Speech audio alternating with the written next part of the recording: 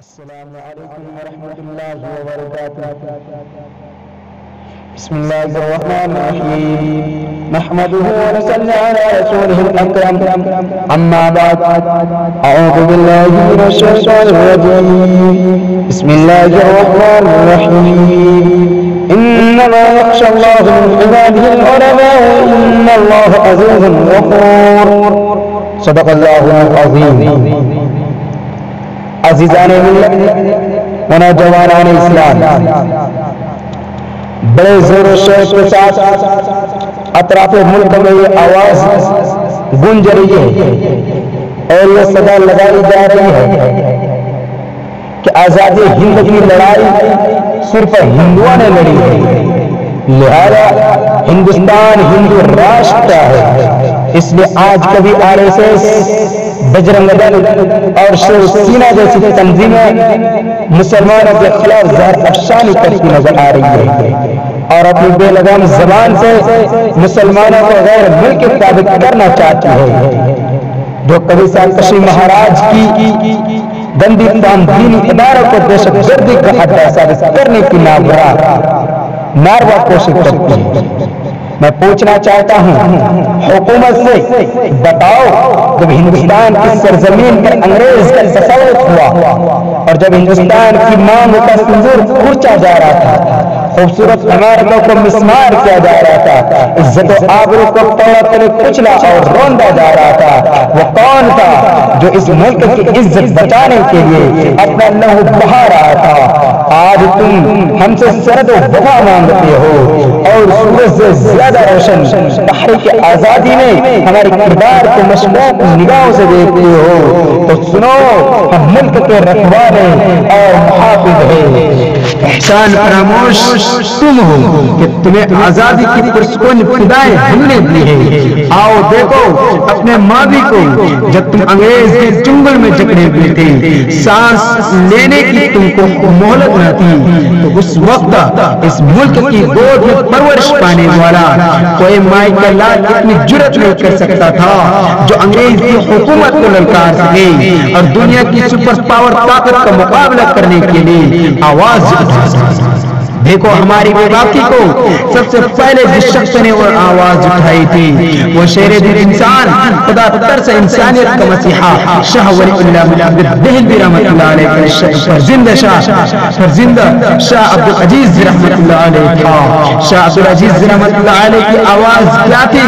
وہ آواز یہ تھی کہ انگریز کے خلاف جہاد کیا جائے اور ملک ہندوستان کو آزاد کیا جائے۔ شاہ عبدالعزیز رحمت اللہ علیہ کا یہ فتویٰ انگریز کے لیے ایک خطرناک پیغام تھا جس نے انگریز کو بے چین کر دیا تھا۔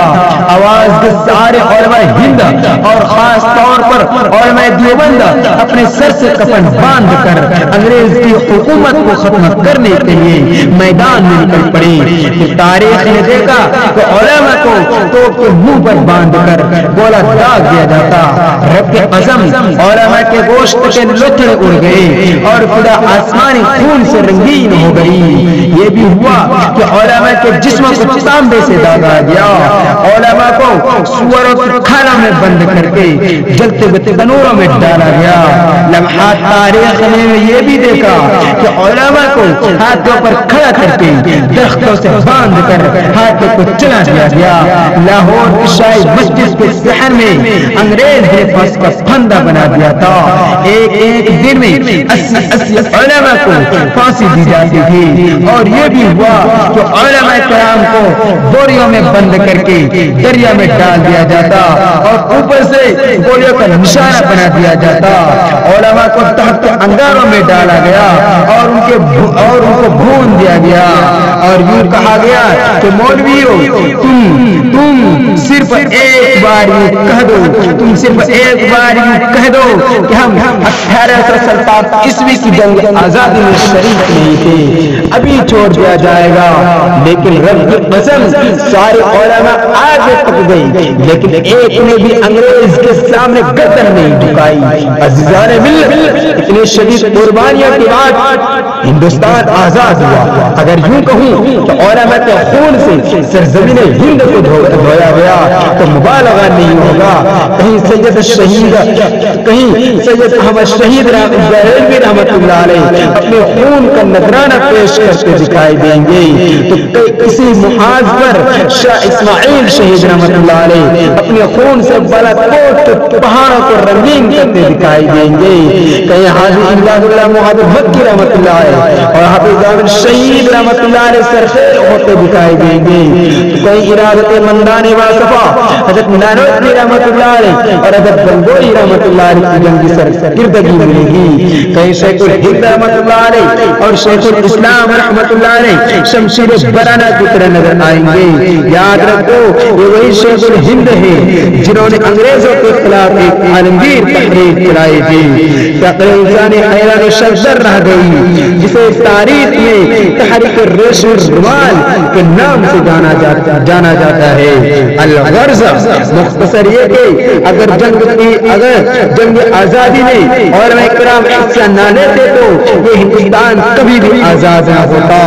لیکن میرے دوستو بڑی افسوس کے ساتھ کہنا پڑ رہا ہے کہ کل ہمارے اسلاف نے اپنا خون پسینہ کی طرح بہا کر آزادی جیسی نعمت حاصل کی تھی، لیکن آج ہمارے ساتھ کیا ظلم و ستم ہو رہا ہے جو روز روشن کی طرح آیا ہے۔ لہذا میں پوچھنا چاہتا ہوں ان تعصب پرستوں سے، ان فرقہ پرستوں سے، ان آزادی کا نام لینے والوں سے کہ کیا آزادی اسی کا نام ہے جو چاہے مدارس پر حملہ کرے، جو چاہے مدارس پر پابندی لگائے، جو چاہے قرآن میں تحریک کا مطالبہ کرے؟ کیا آزادی اسی کا نام ہے کہ ہمیں دہشت گرد قرار دیا جائے؟ تو یاد رکھے کہ ایسی آزادی پر ہم کل بھی لعنت بھیجتے تھے، آج بھی لعنت بھیجتے ہیں، کیونکہ ہمیں آزادی چاہیے، رب کے نظام کی آزادی چاہیے، نبی کے دستور کی آزادی چاہیے، صحابہ کے نظام کی آزادی چاہیے۔ بس میرے دوستو ان اشعار کے ساتھ اپنی گفتگو کو ختم کرتا ہوں کہ اپنے اجداد کو کبھی بدنام نہ ہونے دیں گے، اپنے اجداد کو کبھی بدنام نہ ہونے دیں گے، یہ حویلی کبھی نیلام نہ ہونے دیں گے۔ دیکھنا ہے تو دیکھ حکومت دے کر، دیکھنا ہے تو دیکھ حکومت دے کر، کسی شہر میں کوہرام نہ ہونے دیں گے، کسی شہر میں کوہرام نہ ہونے دیں گے۔ وما علینا الا البلاغ۔ السلام علیکم ورحمۃ اللہ وبرکاتہ۔